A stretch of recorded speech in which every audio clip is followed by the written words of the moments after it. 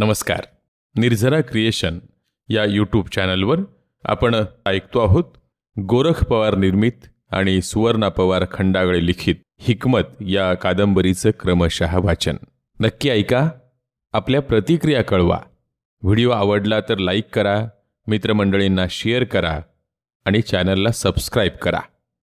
या कादंबरीतली सर्व पात्र घटना काल्पनिक आहे. याचा वास्तविक जीवनाशी काही संबंध आढळून आला तर निव्वळ योगायोग समजावा.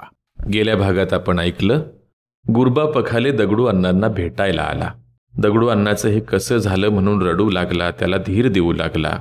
अण्णाच्या घरच्यांची सगळ्यांची विचारपूस झाल्यावर आपली पोरगी तुमच्याच घरी द्यायची म्हणून त्यानं गळ घातली. अण्णाला नाही म्हणता येईना आणि होही म्हणता येईना. धोंडाला वाटलं ही काय बलामत आलीये, पोरग शिकावं, मोठं व्हावं, डॉक्टर व्हावं, आणि ह्या पाहुण्याचं काय चाललंय. पण पाहुणा ऐकायला तयार नव्हता. रात्री खूप त्रास झाल्यावर धोंडानी दगडू अण्णाला गरम इटीनं शेकवलं. तेव्हा त्याने सांगितलं, खूप बरं वाटतंय, पण कसा त्रास देऊ तुला. कवळ्या लेकराचं लगीन करायचं बी या दोघांच्याही जीवावर आलं होतं. पण गुरबा पखाले काय ऐकायला तयार नव्हता. मग शेवटी दगडू अण्णानं धोंडाला तयार केलं. धोंडा इच्छा नसतानाही हो म्हटली. मग पांडुरंगला सगळे म्हणाले, आता पुढे. बाजारला जाण्यासाठी पांडुरंगनं पहिले आढेवेढे घेतले. नको मामा, माझी शाळा तिकडंच आहे. वर्गातली पोरं बाजारात गाठ पडली तर गुरुजीला सांगतात म्या गावाकडं जाण्याऐवजी बाजारात फिरतोय म्हणून. तेव्हा मला नग. मरका म्हणाला, चल बेट्या देवा, तुझं लगीन करायचंय, तुलाच पैका लागणार हाय, आणि आता अण्णा बेमार पडलाय, तवा औषधाची गिराईक कोण बघल जर बाजारी. तसलं काही नाही, तुला यावास लागल. म्या पाठबोकाड धरतो, तू नुसतं छकाटीनं मागून चोचकार, आणि तुला भजबी देतो खायला. आपण खानावळीत खाऊ दुपारी, मग तर येचील का नाही. पांडुरंग म्हणाला, मामा तुला कोणी सांगितलं माझं लगीन करायचं. तू आपला मला येड्यात काढतो काय. मला शाळा शिकायची आहे. उग अन्नाचं दुखतं म्हणून मी राहिलोय. माझं लगीन असतंय काय मामा. मग तोयच लगीन नाही तर काय माझं करतोस या वयात. हायला मला कोण देणार बायको, डांबराच्या डब्यावानी माणसाला. लगीन कर बाबा लवकर. एकदा का वय झालं की मग बायको मिळत नाही. मला आहे का बायको. अरे लगीन कराया पोरी मिळत होत्या तेव्हा म्या नाही नाही म्हणायचो, आणि आता पोरी मला नाही नाही म्हणतात. असं म्हणून मर्गा जोरात हसला. पण पांडुरंगला मर्गाचं बोलणं खरं समजावं का मस्करी हेच कळेना. तो पायापटीतच घरात गेला. चुलीजवळ बसलेल्या धोंडाला म्हणाला, ए आये, मामा काय म्हणतोय. मग नग का लगीन. नग मला, जा, मला शाळा शिकायची. शाळा तर तू नको म्हणतोय. कितींदी झालंय तू हे गावाकडे येऊन. हाव का शाळाचं नाव. कवा शिकायचं तू. बरं आहे तोय लगीन केलेलं, तुले उचापात्या करतोस. असं धोंडा लटकत म्हणताच पांडुरंग अण्णाकडे गेला. अण्णा सांग बरं का आईला, ती मला काय बी म्हणती बघ. काय म्हणते म्हणजे. काय बी म्हणती. अरे पण नेमकं काय म्हणते ते सांगशील का नाही. बापा ती म्हणतीये, ती म्हणतीये. जम्या नाही सांग, तू तिलाच विचार.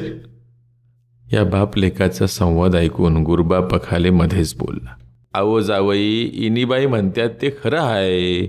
आम्ही चालून आलो पाहुणं होऊन तुम्हासनी, आणि आमची लेक बी आणली बरोबर पद्मिनी. हिच्या संग लगीन लावायचंय तुमचं. तेव्हा तुम्ही आमचं जावई मागा, तुम्हाला काय पाहिजे. ते गुरबाचं बोलणं ऐकताच पांडुरंग बाहेर पळाला, थेट शेरडाकडं मर्गाजवळ. आईलं मामा, खरं की पाहुणा म्हणतोय. काय तू म्हणतोय तेच. अरे पण काय. म्या नाही सांगत, जा, चल आपण निघू लवकर. म्या जातो शाळेला, मला नको लगीन बिगीन, मी येतच नाही आता गावाकडं. असं म्हणून मर्गाच्या मागं शेरडा हाकत पांडुरंग निघाला. बार्शीला शेरडाच्या बाजारात शेरड्या ऐकल्या. लोखंड गल्लीला जाऊन दिवसभर बसून राहिला. सांच्या पारी, मामा येतो रे बाजारात फिरून, तू पुढं, असं म्हणाला. आणि इचारी तिचारी थेट गांधी छात्रालयात. पांडुरंगला अचानक आलेलं बघून गुरुजीही बावरला. हा पोरगा एकटाच कसा आला, त्याला कोणी सोडलं बोर्डिंगमध्ये आणून, अशी चौकशी झाली. झाला प्रकार पांडुरंगनं गुरुजीच्या कानावर घालीत, गुरुजी मी गावाकडे जाणार नाही आता, असं सांगू लागला. तुझ्या आईवडिलांना समजून सांगतो बरं मी, असं म्हणून गुरुजींनी पांडुरंगला धीर दिला. पांडुरंग त्या दिवशी न जेवता झोपे गेला. पांडुरंग बोर्डिंगीत गेल्याचं मर्गानं दगडू धोंडाच्या कानावर घातलं. धोंडाला पांडुरंगची काळजी वाटू लागली.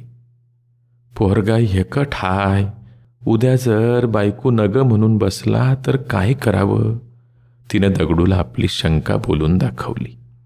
दगडू म्हणाला, अगं तो बारीक आहे अजून, मिसरूड फुटू दे, कसा येईल बघ ताळ्यावर, मग हालायचा नाही बायको जवळचा. तू त्याची काळजी सोड, तू आपली लाग तयारीला. साडी कुटाव्या लागतील, हरभरं भरडावं लागत्याल, इसीला टिळा द्यायचा आहे, समद्या गावाला जेवण सांगावा धाडलाय 2-4 जणाला. मला कोण बी नाही म्हणायचं नाही, करू दणक्यात लगीन. गावानं तोंडात बोट घातलं पाहिजे. बघ कशातच कमी पडायला नको. सुमा, तायमा, देवकी, ठकू, तुझ्या समद्या चुलत्या मालत्या बोलीव. रोज दुपारच्या तुझ्या मदतीला. जशी लोक येत्याली तसं तुळशीच्या लग्न दिसाचा अवतान देऊन टाक. तांदूळ पिवळं करून दे मार्गाजवळ. जरा बाजारी पुड्या बांधून ठेव, म्हणजे तू जसं जमल तसं तांदूळ देईल पै पाहुण्यांना. आता तुझी समधी चिंता हरली. घरात कामधंदा कराया सून येईल, पाहुणा बी चांगला आहे मागं पुढं बघाया. तू लई भाळलाय आपल्यावर.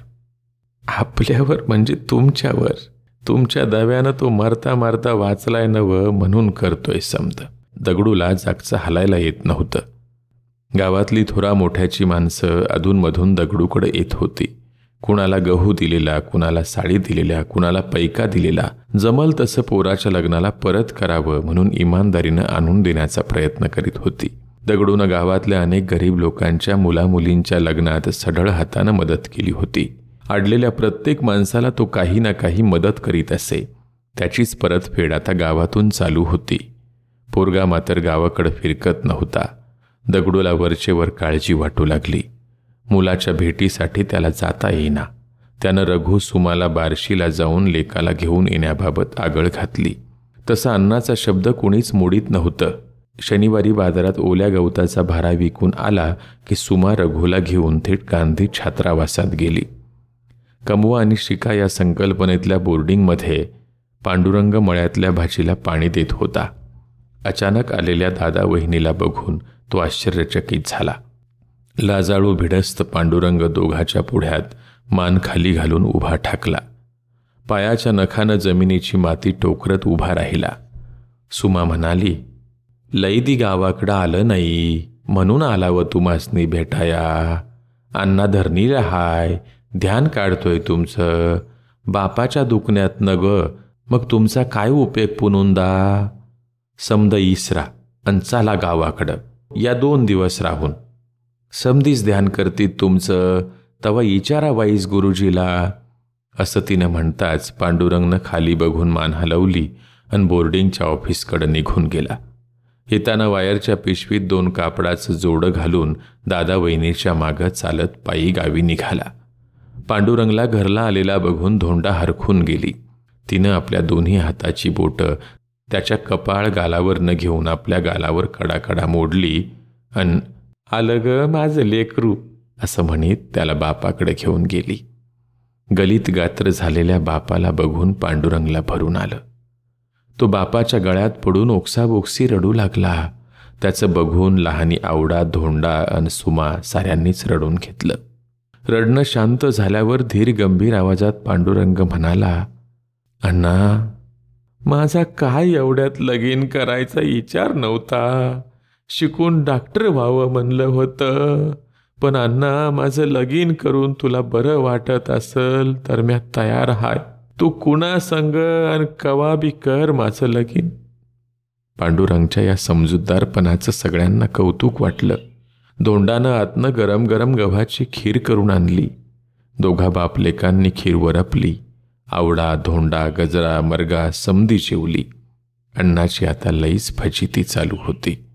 त्याला रात्री इराकतीला सारखं जाया लागे. रातच्याला पायाचा ठुणूक उठला की गरम ईट, वाळू, तवा ह्याच्यापैकी कशानं तरी शेकावं लागे. रातभर अण्णाचा डोळ्याला डोळा लागेना. इडभर कामं करून रात्री जागायचं धोंडाच्या जीवावर येऊ लागलं. मग कधी मरगा, कवा गजरा तर कवा धोंडा ही सारी जण आळीपाळीनं दगडूची सेवा करू लागली. निर्झरा क्रिएशन या यूट्यूब चॅनलवर आपण ऐकतो आहोत गोरख पवार निर्मित आणि सुवर्णा पवार खंडागळे लिखित हिकमत या कादंबरीचं क्रमशः वाचन. संपादन प्रसाद पवार. नक्की ऐका. आपल्या प्रतिक्रिया कळवा. व्हिडिओ आवडला तर लाईक करा, आपल्या मित्रमंडळींना शेअर करा आणि चॅनलला सबस्क्राईब करा. धन्यवाद.